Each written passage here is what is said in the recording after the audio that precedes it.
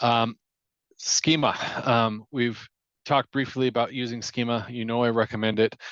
Definitely use the relevant org schema, but get really creative and leverage your release schema. A lot of people don't use it, and they really should. You can here's 4 subtrees to dig into. Creative work and intangible are kind of probably my favorites.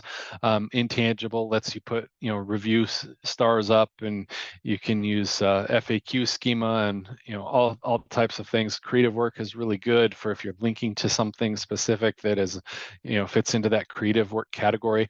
Most people sleep on this and they don't use it. I have seen customers get review stars on a press release by including the relevant schema. So do it.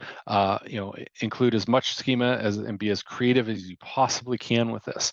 And if you don't know, there's a link to the docs for what schema Google takes a look at, and there's all kinds of stuff in there. Get in there, play around with it. Click through the tree and look and see what's relevant. Organizations, a lot of people just stick with local business, but there's actually a lot of other organization subtypes that might be a little bit more relevant.